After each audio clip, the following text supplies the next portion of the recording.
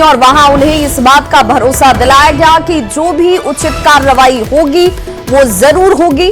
और अब उस दिशा में एक बड़ी कार्रवाई होती हुई नजर आ रही है। गोली चलाने वाले एसटीएफ जवान को गिरफ्तार कर लिया गया है। भरत तिवारी पर इसी एसटीएफ जवान की तरफ से गोली चलाई गई थी और लगातार आप तक उस दिन से लेकर अभी तक इस पूरे प्रकरण को लेकर जिस तरीके से कार्रवाई आगे बढ़ रही है, तस्वीरें आपके सामने। संवाददाता आनंद अमृतराज हमारे साथ इस बड़ी खबर पर ज्यादा जानकारी के साथ जुड़ गए। आनंद, एक बड़ी कार्रवाई जिस तरफ पहले ही मुख्यमंत्री की तरफ से कहा गया था कि कोई भी जो दोषी होगा वो बख्शा नहीं जाएगा।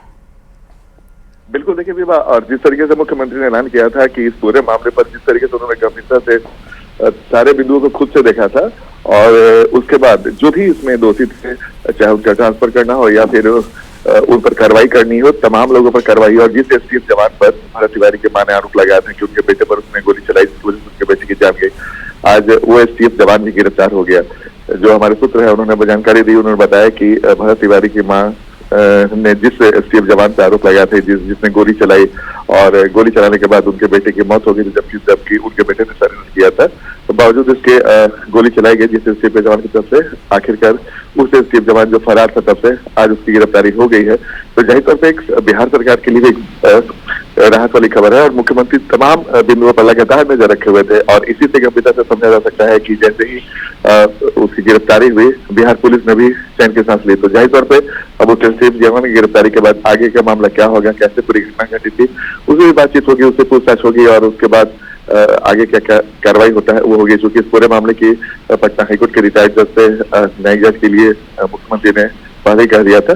तो अब इस पूरे मामले पर आगे क्या रहता है वो देखना दिलचस्प होगा। लेकिन ये तय है कि बिहार के मुख्यमंत्री शिवराज चौधरी ने इस पूरे मामले को देखते हुए, गंभीरता से देखते हुए पल पल की जानकारी लेती रही थी और आज एसटीएफ के उस जवान की जिसने पर आरोप था, जिस पर भरत तिवारी के मां ने आरोप लगाया था गोली चलाने का, उसकी गिरफ्तारी हो गई है। बिल्कुल आनंद, चूंकि जो भरत तिवारी की मां है उनसे जब मीडिया कर्मियों ने सवाल पूछा कि मुख्यमंत्री से भी अब आपकी मुलाकात हो गई, आपको भरोसा है या नहीं है, तो उन्होंने बड़े साफगोई से ये बात कही कि नहीं, अब मुझे भरोसा है कि मुझे न्याय मिलेगा।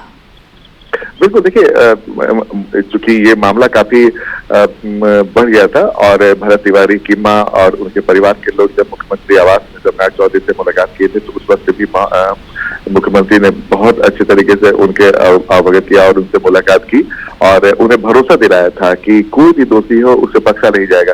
जाहिर तौर पर जब राज्य के मुखिया अगर खुद किसी पीड़ित परिवार को आश्वासन देते हैं और ये कहते हैं कि इसमें कोई भी दोषी हो, चाहे वो कितना भी रसूख वाला क्यों न हो, उसे नहीं छोड़ा जाएगा।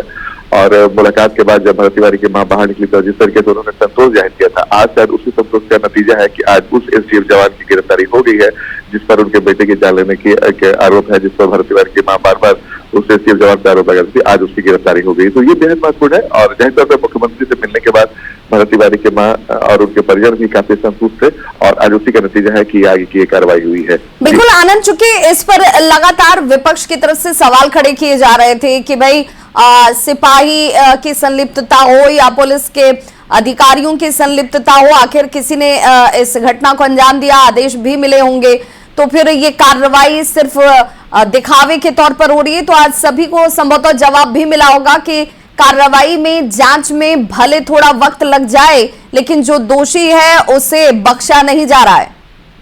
बिल्कुल, आपने सही कहा और आपको याद होगा कि इस पूरे मामले पर शुरुआत में जब जिससे डीएसपी को लेकर सवाल खड़े होते उसका ट्रांसफर किया गया, उसका एडीएम पर जो सवाल करते उसको वहां से हटाया गया।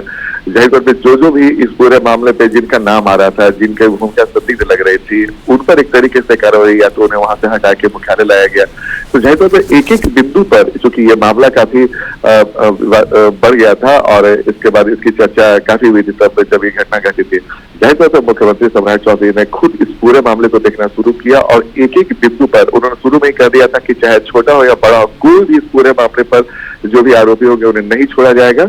और जो बड़े अधिकारियों पर पहले कार्रवाई थी और अब इस एसटीएफ जवान की गिरफ्तारी के बाद उम्मीद जताई जा रही है कि इस पूरे मामले पर जितने लोग पर आरोप लग रहे थे या फिर किसी कारण से उसकी भूमिका संदिग्ध मानी जा रही थी, उन तमाम लोगों पर एक तरीके से कार्रवाई होगी। लेकिन ये कार्रवाई बहुत बड़ी है जब उस एसटीएफ जवान की गिरफ्तारी हुई है, तो ये बेहद महत्वपूर्ण है क्योंकि बार बार जो उनके माता थे, भरत तिवारी के माता थी, वो बार बार उस एसटीएफ जवान के बारे में कह रहे थे कि उसी ने उनके बेटे की जान ली है, उसी ने उसके बेटे पर गोली चलाई है। तो गिरफ्तारी पर यह तो साफ हो गया कि इस पूरे घटनाक्रम में जिन लोगों का नाम था या फिर भूमिका थी, वो तमाम लोगों पर एक तरीके से कहीं न कहीं कार्रवाई हो गई है, जो बिहार सरकार के लिए बेहद महत्वपूर्ण है। और इस पूरे मामले पर भी जताई जा रही है कि अब जांच की प्रक्रिया जब पूरी होगी और उसके बाद जो लोग फाइनली दोषी होंगे उन पर उचित कार्रवाई होगी। बिल्कुल आनंद, चूंकि सरकार की मंशा साफ रही कि पीड़ित को न्याय मिले, जो इसमें शामिल हैं उनको लेकर सख्त से सख्त कार्रवाई होगी।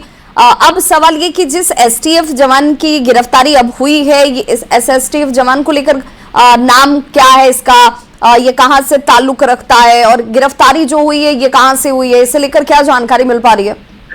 देखिए, हमारे सूत्र ने जो जानकारी दी है कोई जानकारी नहीं है कि उसकी गिरफ्तारी हो गई है। उम्मीद है कि कुछ देर के बाद जो बक्सर के पुलिस कप्तान है या फिर वहाँ के जो आला अधिकारी है वो इस पूरे मामले पर आगे आकर बताए कि इस पूरे मामले ठीक। आनंद, आप हमारे साथ बने रहिए। भरत तिवारी के भाई हमारे साथ जुड़ चुके हैं और सीधे चंदन तिवारी, उनसे ही बात कर लेते हैं। चंदन जी, आज संभवतः आप लोगों ने थोड़ी बहुत सुकून हासिल की होगी, क्योंकि आप बार बार ये कह रहे थे कि जो एसटीएफ जवान है वो अभी फरार है, उसकी गिरफ्तारी होनी चाहिए। जी जी बिल्कुल, ये तो हमें बहुत मतलब अच्छा लगा सुन के कि गवर्नमेंट द्वारा कार्रवाई की जा रही है। चंदन जी, आप लोगों ने मुख्यमंत्री से भी मुलाकात की थी, इस मुलाकात के बाद संभवतः ये गति नजर आई आपको? जी, मुख्यमंत्री से मुलाकात हुई तो उन्होंने क्या भरोसा दिया? न्याय मिलेगा, पूरा भरोसा रखिए हम पे, किसी को नहीं छोड़ा जाएगा, किसी को नहीं बख्शा जाएगा। चंदन जी, सबको बारी बारी से गिरफ्तारी होगी। चंदन जी, चूंकि इसमें जो अधिकारी थे उन लोगों के जिनके ऊपर आप लोगों का आरोप था, उन लोगों के ट्रांसफर हुए, जो एसटीएफ जवान जिसने गोली चलाई अब वो पुलिस की गिरफ्त में, तो अब आप संतुष्ट हैं इस पूरी कार्रवाई से? नहीं मैम, अभी कहाँ से संतुष्ट हो जाएंगे, अभी इनकी गिरफ्तारी से क्या होती है, सब जो लोग भी इसमें इन्वॉल्व है सबकी गिरफ्तारी होनी चाहिए मैम, तब हम संतुष्ट होंगे। आप लोगों के मुताबिक अभी इसमें ऐसे कितने लोग शामिल हैं जो कि अभी कार्रवाई के दायरे में नहीं आ पाए हैं? 6-7 लोग हैं मैम। अभी 6-7 लोग और हैं? जी। अच्छा, जिस एसटीएफ जवान की बात चल रही है कि उसे गिरफ्तार कर लिया गया है, क्या ये एसटीएफ जवान उसी क्षेत्र में, उसी थाना क्षेत्र में पहले पदस्थापित था? नहीं मैम, ये पटना से आए हुए थे। उन्हें लेकर आपके पास कोई जानकारी है? क्या नाम है इनका? अक्षय कुमार। अक्षय कुमार जी, इन जो यहाँ के एसएचओ थे शाहपुर थाने के, उन्होंने अपने मुंह से नाम लिया था इनका। जो पहली गोली चलाई थी हमारे आंखों के सामने, हमने देखा भी था इनको, मतलब गोली चलाते हुए। और हमारे साथ अब सुमन देवी जी भी जुड़ चुकी हैं, भरत तिवारी की भाभी हैं। सुमन जी, आंखों में आंसू हम लोगों ने देखा, जो दर्द आप लोगों ने महसूस किया है वो दर्द शब्दों में तो नहीं बयां किया जा सकता है। आपने अपने देवर को खोया, आपने देखा कि किस तरीके से घटना सामने आई, लेकिन अब धीरे धीरे कार्रवाई हो रही है, ट्रांसफर से लेकर अब गिरफ्तारी तक स्थितियां पहुंच गई हैं। आप संतुष्ट हैं इससे? अभी तो नहीं, सब लोगों की गिरफ्तारी होगा तब तो, अभी तो एक आदमी का हुआ है, जितने लोग हैं इसमें शामिल सबका होना चाहिए। लेकिन सुमन जी, अब एक एक करके ही संभवतः हो सकता है, क्योंकि ये भी अपनी तरफ से जतन